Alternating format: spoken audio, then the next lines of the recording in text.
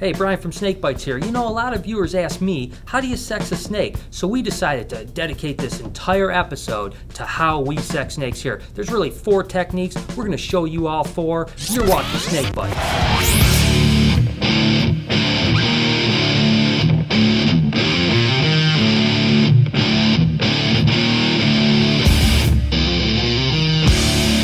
Alright, so about sexing. There's popping, probing, but what about the spurs? Can you do it? Is it reliable? Yeah, in particular with boas, it's really reliable. Boa constrictors, sand boas, rosy boas, all that stuff. And I'm going to show you right now. Basically, a male boa is going to have spurs right down by the anal vent. These are actually ancient appendages of legs. And you can see how big this male's spurs are compared to a female that I'll show you right now that has just barely spurs that you can even see. So, you know, there you go. You can see them, but they're really small. And that's how you tell. A small spur is a female and a big spur is a male.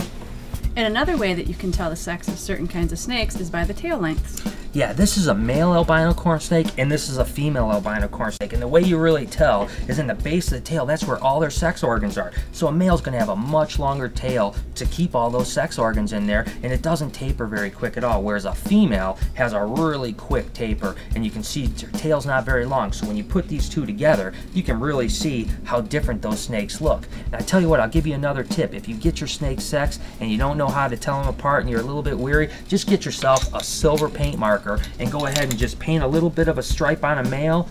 It'll shed it off, won't hurt the snake at all. That way if you're breeding snakes, you know, hey, this is the male and this is the female until you get comfortable with telling how to sex snakes yourself.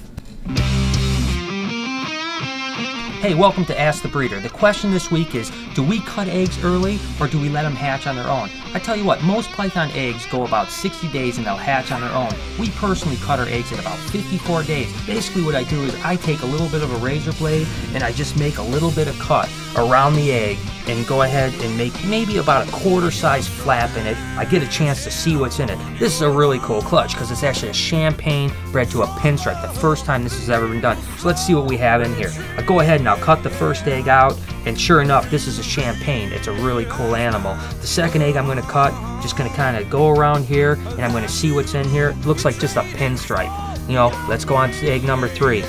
Alright, egg number 3 looks like a champagne, and this might actually be it, the champagne pinstripe. So there it is. That's how we cut eggs here at BHB, and an exciting clutch too. Maybe a one-of-a-kind snake, the first ever champagne pinstripe. Can't wait till that baby crawls out. It's super cool looking. You know what? This portion was brought to you by our sponsor. Let's hear from them. Where's Colin Aaron? I have a question.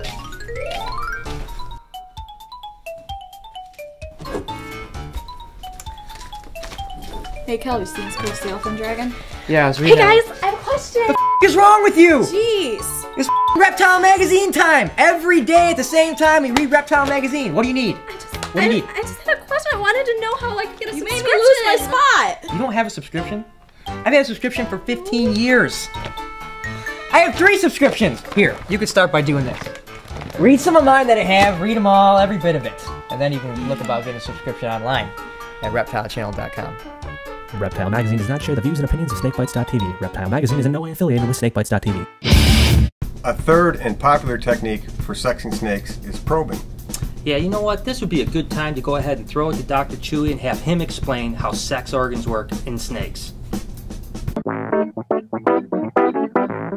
Hey, this is Snake Science with your favorite Dr. Choo Choo. Today we're going to talk about sexing snakes with the probing technique.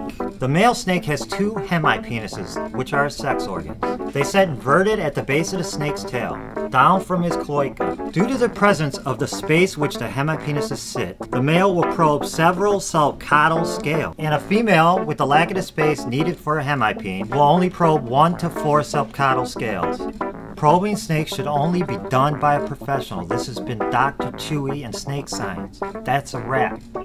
Okay, so now that you guys know a little bit about where the sex organs are in snakes, we're going to go ahead and show you how to probe something.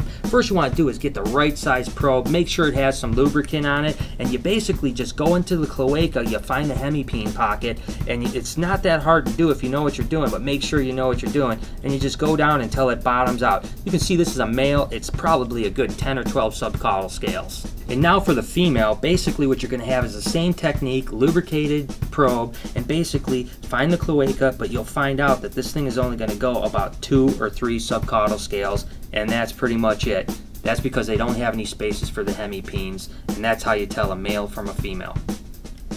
Okay, so the last technique we use here is averting the hemipenes, more commonly referred to as popping.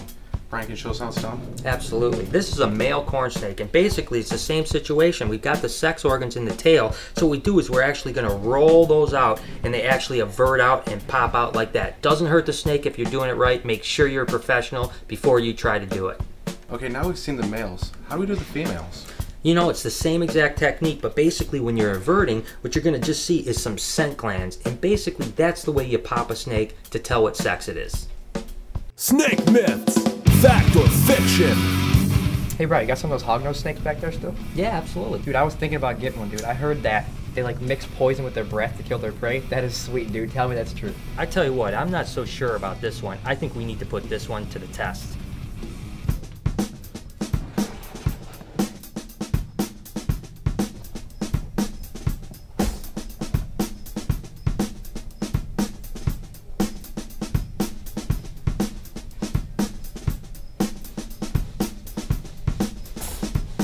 So how'd it go? I tell you what, there's no way a snake can mix poison with their breath to kill a prey. I don't even know if it's possible what the mechanism would be. There's no way. Really? I'm probably gonna pass on the hognose then. I'm more of a python guy anyway. So like you said before, is this fact or fiction? Total fiction. Damn it. Fiction!